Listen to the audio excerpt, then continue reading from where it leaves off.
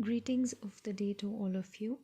This is our second lecture on basic electrical engineering, and today we are going to solve some numerical problems pertaining to the concepts that we have discussed in the previous lecture. So again, this is going to be on some of the basic concepts that we studied, like the Kirchhoff's voltage and current laws, a little bit of Ohm's law, and some power, voltage and current equations will be used in these numerical problems. So without further ado, let's start with the problem. So the first problem that we are going to discuss is a circuit, and we have to find the components, we have to find the power associated with different components in the circuit. So the circuit looks something like this. You have a DC voltage source with a positive terminal and a negative terminal, such that the voltage across the source is minus 25 volts. We then have some resistances in the circuit. Then we have another source with a positive and negative terminal like this, and a voltage of 10 volts. And finally, the circuit closes with another resistance. The resistance over here is 1500 ohm. The resistance over here is 1 kilo ohm, which means 1000 ohm, and the resistance over here is 5 kilo ohm, which means 5000 ohm. So what do you have to find? You have to find the power delivered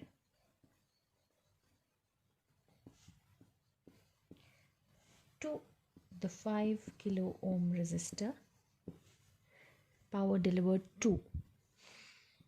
You also have to find the power supplied by the minus 25 volt source and the power supplied by the 10 volt source. Now, some things you need to understand while solving for basic circuits is the concept of delivering and supplying power.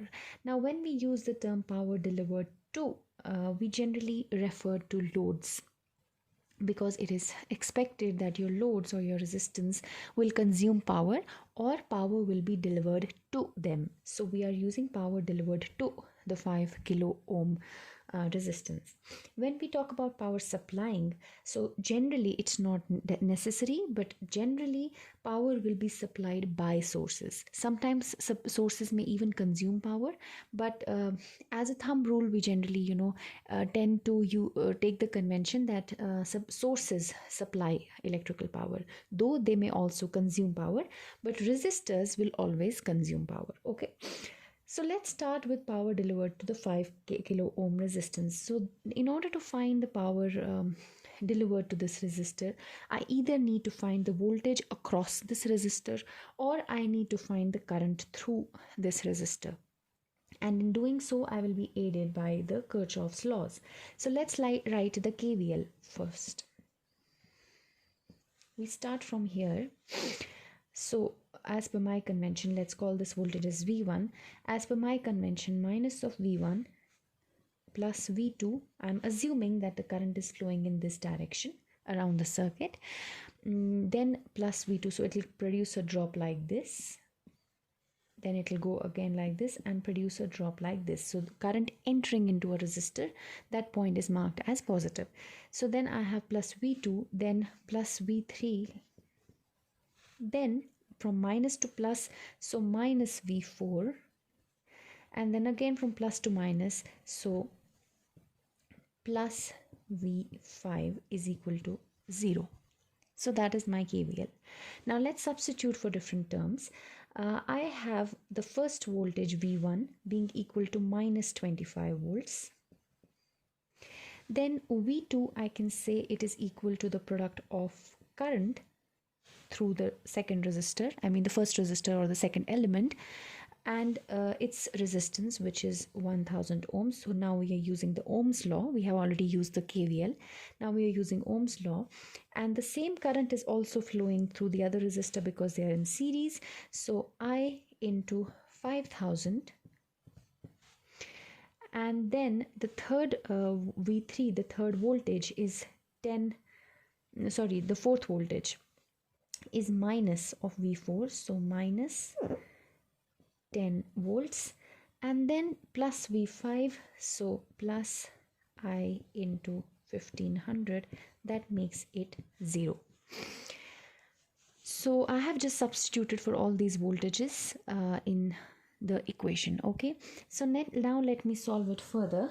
I get this becomes 25 minus 10, that makes it 15 is equal to minus I into 5000, 6000, 7500.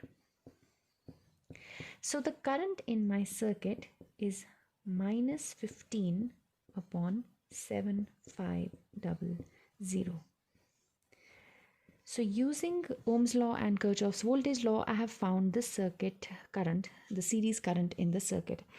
An interesting point to be noted here is the minus sign, which tells you that the convention that you have taken for the current is actually wrong. Not wrong, it means that the current is actually flowing in the reverse direction.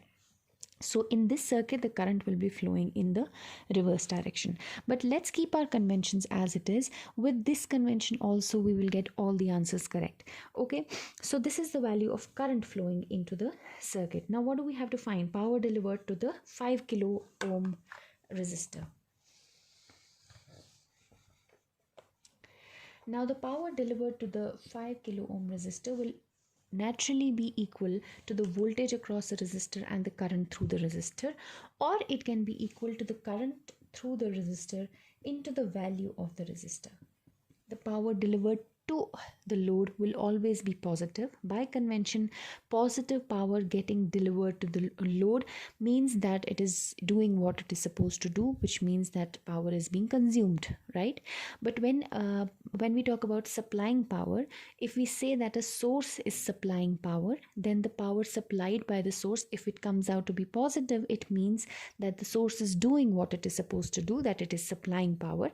But if the power associated with the source comes out to be negative, then it means that the source is actually consuming power or doing what it is not supposed to do, not conventionally expected to do, although it can do it. So right now we are talking about the power associated with the load, which will always be positive because resistances can never deliver power, they will always consume power. So what is the value of current? It is minus 15 upon 7500 square into 5000. So if we solve for this, we have 15 divided by 7500, square of this into 5000, which makes it 1 upon 50, which makes it 20 milliwatt. So 20 milliwatt of power is being consumed by the resistor of 5 kilo ohm. Okay, so the plus sign means that the power delivered to it is positive. That means it is consuming power, doing what it is supposed to do. Now the second part of the same question was that, I'll just make some space. So I have the value of current, and that is minus 15 by 7500, right? So the second part of the question was power supplied.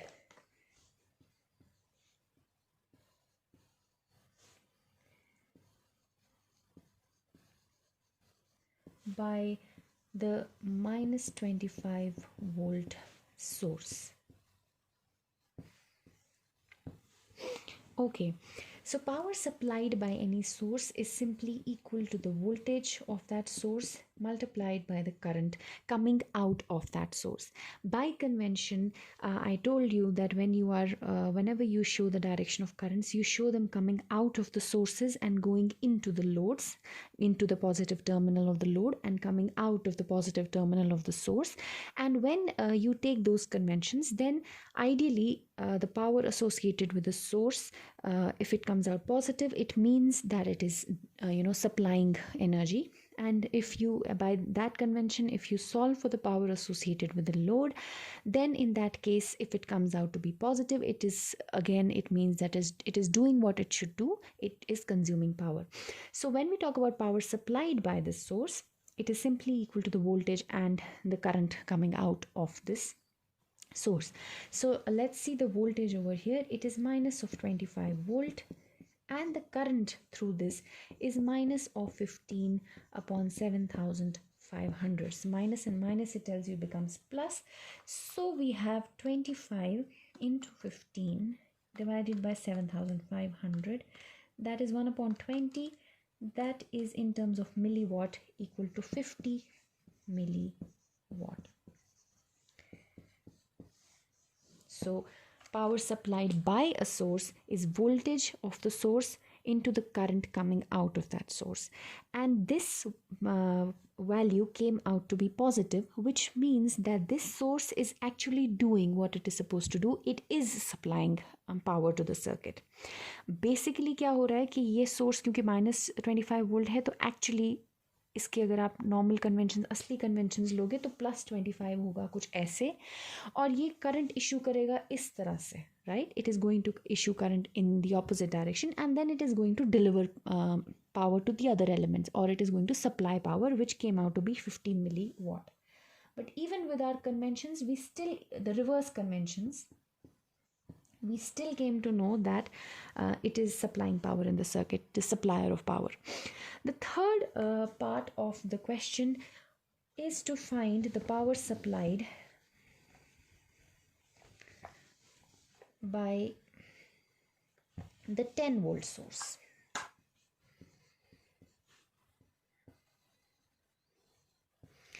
Now the power supplied by the 10 volt source is equal to the voltage of the source and the current coming out of it.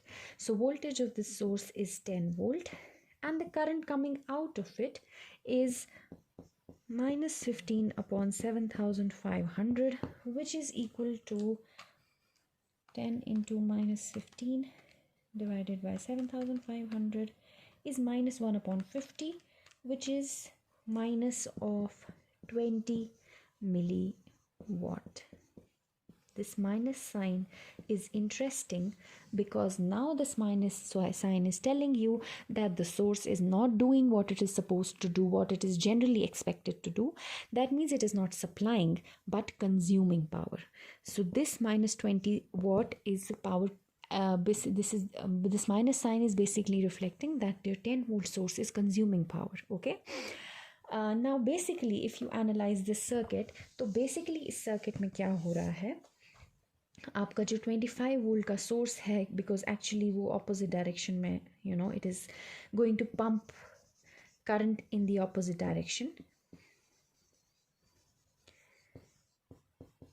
The 10 volt source, because this is minus 25, I have written it as 25 and reverse the directions. So ये जो 25 volt source है, it is trying to pump current in this direction. The 10 volt source is, of course, it will try to pump current in this direction, but of course 25 volt wins over, so current, the net potential is 10 volts, so the current goes in this direction. That means it will enter this source and it will feed energy into the source, and of course some into this, some into this, and some into this. So this is the supplier of power, rest everybody else is consuming power. That was about the first numerical. It taught you some basic application of the Kirchhoff's voltage law and some basic Ohm's law and power equations. So what we know from this circuit is generally we express the power supplied by a source as the product of its voltage and the current coming out of its positive terminal. And if this power is positive, it means that the source is doing what it is supposed to do. It is supplying power. But if this power comes out to be negative, it means that the source is doing something contrary to its nature. That means it is consuming power. When we talk about loads, we define the power across the load as voltage. In any case, loads can only consume power, but still we define the power across the load as the product of voltage and current coming into the load. And if this comes out to be positive, it means that the load is doing what it is expected to do, that is, it is consuming power, right? So that this brings us to the second problem, which is based on Kirchhoff's current laws and maybe some Ohm's law here and there. So the second problem is based on a circuit which looks something like this. You have a current source delivering 1 milliampere of current, and then you have conductance, which is the inverse of a resistance, whose conductance is given as 60 microsiemens or 60 micromho as you call it. And then you have another current source that is delivering minus 2 milliampere of current, and then you have another resistance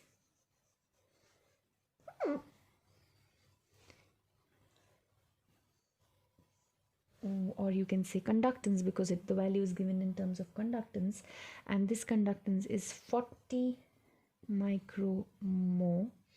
And finally you have another current source with current delivering a current of 4 milliampere. Okay, now what do you have to find? You have to find the energy absorbed. Now the question says that you have to find the energy absorbed everywhere. Okay, so energy absorbed in 1 hour. We're not talking about power now, we're talking about energy, which is just power into time. And for how long? Because when you talk about energy, then you also have to talk about time. Then it says that you have to find the energy absorbed in 1 hour by the 1 milliampere source, the minus 2 milliampere source, and the 40 micro mho conductance. So power absorbed by, energy absorbed by this in 1 hour, energy absorbed by this in 1 hour, and energy absorbed by this in 1 hour. Now if I have to find the energy absorbed by this or by this or by this, then I need to know the voltages or currents in this circuit. So even from just observing this circuit, I can see that the circuit has 2 nodes. One node is this. Some students may confuse it and make these as different nodes, but you must always know that node is a point that connects different elements, and when there is no element between 2 nodes, then it is just a single node. So there is no element between these 2 points or these 2 points, therefore this entire bus is treated as a single node, and similarly this bus is treated as a single node. Now let's write KVL for the first node. You have 1 milliampere of current is going into the node. So 1 milliampere into the node, I take it positive. Let's call this current as Ix coming out of the node, and another current Iy coming out of the node. So 1 milliampere of current going into the node, then Ix coming out of it, so minus sign.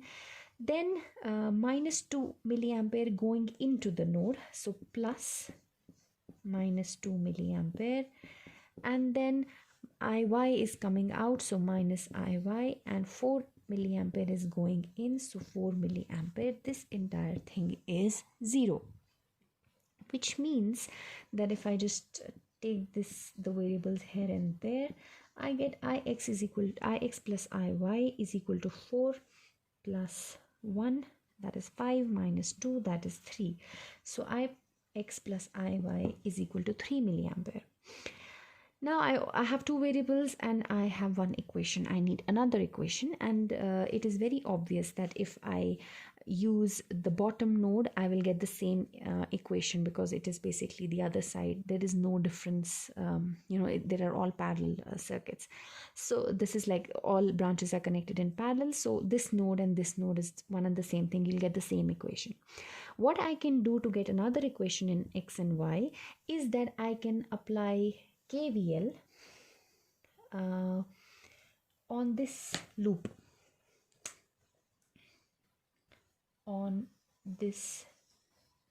the loop that has a resistances, any closed path. So let me say the first voltage ix is entering the load, so it is entering the positive terminal. Let me call it Vx, and iy is entering again this load, so it is Vy. Now if I apply KVL on this loop, minus to plus, it makes it minus Vx, and then plus to minus, that makes it plus Vy is equal to 0. So Vx is equal to Vy, which means that if I apply Ohm's law, then it means that Ix divided by the conductance or multiplied by the resistance, that one and the same thing, Ix divided by the conductance of this branch, that is 60 micromole, is equal to Iy divided by the conductance of this branch, that is 40 micromole, right? So when I solve for this, I again get that Ix is equal to 3 by 2 times Iy. Ix is equal to 3 by 2 times Iy. Now I have this equation and I have this equation. From 1 and 2 I can solve for Ix and Iy, which gives me Ix is equal to 9 by 5 milliampere. So that is 3 by 2 plus 1, that is 5 by 2 is equal to 3 milliampere, that is 6 by 5. So Iy is equal to 6 by 5 milliampere, and the sum of the two is 3 milliampere. Okay, so I have Ix and I have Iy. Now what do I have to find? Abhi to humne bas, we have just solved for the circuit. Now we'll solve for the answers or the solutions. What did we get till now? We got that Ix is equal to 9 by 5 milliampere and Iy is equal to 6 by 5 milliampere. Now we have to find the energy absorbed in 1 hour by the 1 milliampere source. First start with 1 milliampere source. Energy absorbed by the source. We know that it will be power into time, so let's first find power. The power supplied by this source will be equal to the voltage across the source, which is Vx, and the current coming out, which is 1 milliampere. This is the power supplied by the source, but we are talking about energy absorbed. So energy absorbed or power absorbed will be minus of Vx into 1 milliampere, right? Now what is Vx? It is Ix, that is 9 by 5 milliampere, divided by the conductance. You can say multiplied by the resistance or divided by the conductance of the X branch, that is 60 micromole into 1 milliampere. This milli and milli makes it a micro here, so I can just go like this, and it gives me that the power absorbed in this by this source is 9 divided by 5 divided by 60, that is 3 by 100 watt. Now if I want to find the energy absorbed, I simply have to make it from watt to watt second. I have to find the energy absorbed in 1 hour, which means 60 minutes and 60 seconds. So this term becomes, in joules, it will be 3 into 60 divided by 100, that is 108. But do not forget the minus sign, which is here, because we are finding the energy absorbed. This means if energy absorbed is negative, it means that it is actually supplying power. It is not, or supplying energy and not absorbing energy. So this source is, the energy absorbed is minus 108 joule. Don't forget the unit, which also means that it is actually supplying this energy, that is, it's supplying 108 joule. Now the second part of the question is to find the energy absorbed again by the minus 2 milliampere source. So let's find the energy absorbed by the minus 2 milliampere source. So let's first find the power. The power supplied, because it's a source, so the power supplied by this will be equal to the voltage across it, right, which is Vy, and the current coming out of it, which is minus 2 milliampere. But we are supposed to find the power absorbed, which will be negative of the power supplied. So minus Vy into minus 2 milliampere, right? Now if I solve for it, Vy, I can write it as Iy, which is 6 by 5 milliampere, divided by its conductance, or you can say the resistance, multiplied by the resistance, or divided by its conductance. So the conductance is 40 micromole into minus 2 milliampere. Micro, milli and milli will go, and this becomes 6 by 5, 6 divided by 5 into 2 divided by 40, that makes it 3 by 50, and it is plus 3 by 50 because there are two minus signs. So it is plus 3 by 50, and if I want to find the energy absorbed in 1 hour, I have to find watt second, which is 60 minutes into 60 seconds. That makes it 3 by 50 into 60, that makes it 216 joule. So the energy absorbed is positive 216 joule, which means that this source is actually absorbing energy and not supplying energy. In fact, अगर आपने power supplied ढूंढा होता या energy supplied ढूंढी होती तो वो minus 216 जे आता, which would have told you that this source is not doing what it is expected to do. It is not supplying power, but it is consuming power. So we are done with the other source, and now we are left with finding the energy absorbed by the 40 micromole conductance. Now even just by observation, you will know that energy absorbed here will come out positive because it's a load and it can only consume power. So let's find the power associated with this power absorbed by this will simply be equal to the current flowing through this. You can also do V into I, this voltage Vy into this current Iy, but it's your wish however you want to do it, but I'll just simply do it I square R. You can even do it Vy square by R, or if you take R up, it becomes conductance. So I can say power absorbed is I square R, or I can say it is I square by G, where G is the conductance, which is 40 micromole, and I in this case is Iy, and Iy is 6 by 5 ampere, so 6 by 5 whole square into 1 by 40 micromole.